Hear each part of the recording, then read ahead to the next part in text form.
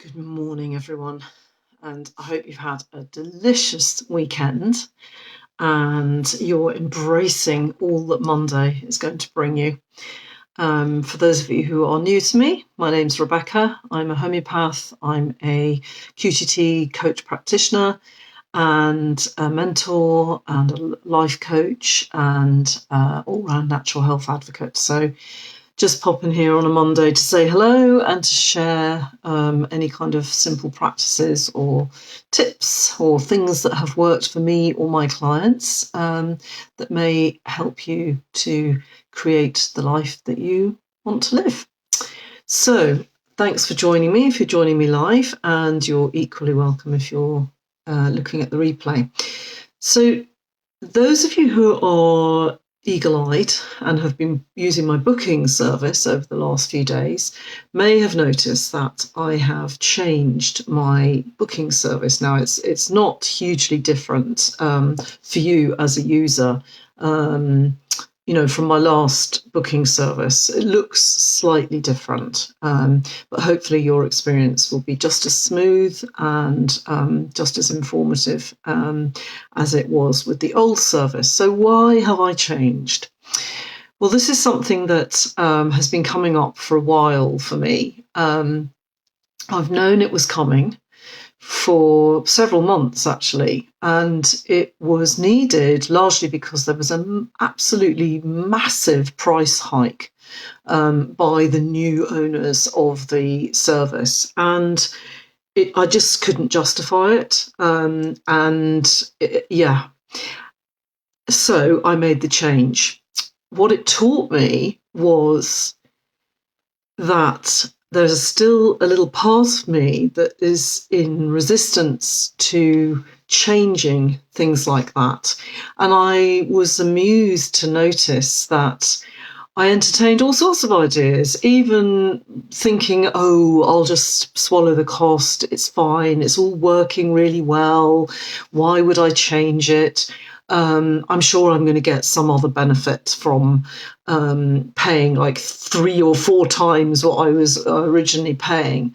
And it was only by sitting with that, by being conscious of all those little voices that were coming up into my head and giving me all kinds of really good reasons why I shouldn't make that change, and that it would be better for me to stay comfortable where I was. Becoming aware of those and questioning them and thinking, okay, is that true? Or actually, isn't it true? That I was able to give myself a good talking to, basically. At one stage, I even entertained the idea of getting a virtual assistant that I've worked with in the past to make that change for me, because I was so resistant to doing the actual work. And guess what? When I actually was able to just go, oh, just get on with it, Rebecca, I put the time aside and I'd done my research about which other service I wanted to change to and which was giving me the most comprehensive service for the money. Once I started doing it, it was so straightforward, so easy. It was just a question of time. It literally took me a few hours to swap everything over. And in the process, I discovered all kinds of other benefits that were available to me by making this switch that I hadn't been enjoying before.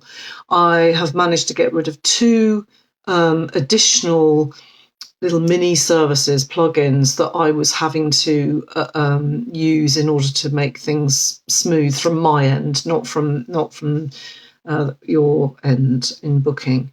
Anyway, lots of advantages, and a couple of queries that I had that meant that I needed to contact the support of the new service, and I am really impressed with them. They were on it straight away, came back to me, and it was both issues were completely sorted and resolved within minutes of me contacting them. So basically a win-win all around. And I could have listened to that little voice of resistance to change and ended up not having any of those benefits, staying where I was, and having a sort of niggling sensation that I was compromising. And that, I thought, was a really good reminder for all of us really, to actually have a look at our lives and notice where that resistance to change shows up. Because often when we say to ourselves, when people are talking about resistance to change, it's phrased as a kind of general thing. And it isn't always. I'm not resistant to change generally. Generally, I actually like it. I embrace it. But there are little areas where I notice that part of me shows up. And technology, and in the past, service providers, changing banks, changing electricity providers, changing mobile phone service providers, those kind of things. I know that a lot of us feel, oh God, do I have to go through all that? And actually, when you do it, it's all what? It's actually really smooth and easy. And a lot of these service providers actually offer a swap over service, and they'll do it for you now. And the advantages are not only financial. Often you're getting a much better service, a much better comprehensive, more bespoke service. Unfortunately, with a lot of service providers, and insurers are particularly bad at this, I think, loyalty is not rewarded. It's actually the reverse. And so, when you have a very strong value of loyalty, which I do, and you put that together with any kind of resistance to change, then you could end up staying with a service provider, or with a relationship, or with a job, or anything really that isn't really serving you very well, isn't really giving you a good enough service for what you deserve. And your loyalty is not rewarded. And in fact, if you end up going as a new customer to most of these services, you will get a better deal, which is, it flies in the face of my value system, because I believe that loyalty warrants a reward. Now, that's my value system. It may not be yours. So I just wanted to point out that resistance can come in many forms, particularly to change. And if you're finding that you're dragging your feet and accepting a service of some description that is substandard for you now, it's not working for you, perhaps as well as it might have done when you first took it out, then change it. And if you get curious about any resistance to that, and you really explore what's coming up for you, why is there resistance? What is that resistance protecting you from? And do you still need that protection? Maybe you did when that part of you was first created, but perhaps you don't anymore. And then becoming conscious of those things can enable us to acknowledge that part of us that is resisting, acknowledge that part of us that might be a little bit about changes, or about, part of what that change involves. And if you think that making the change is of as much benefit to you as it can be, you will be able to make it anyway. And then once you've done that, you then have evidence for any future changes that it will be okay. In fact, it will be more than okay, and you'll surprise yourself.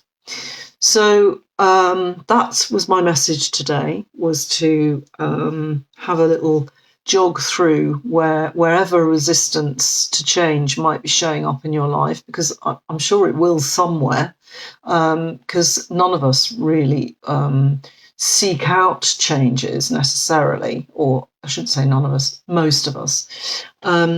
So, and as ever, if I can be of any support to you, if you're having to make any really big changes, or you cannot completely explore any resistance to those changes without having somebody to support you and hold you and provide you with a confidential and safe space, then that's what I do in my work. So do reach out and get in touch. And if you're not sure, then do book that free clarity call with me, and we can just explore things a bit further and work out what's the best way that I can support you going forward. Have a beautiful week exploring where resistance to change turns up for you. And let me know if you find out any kind of transformative bits of information about yourself. I'd be very interested to know. Okay, enjoy the week. Bye.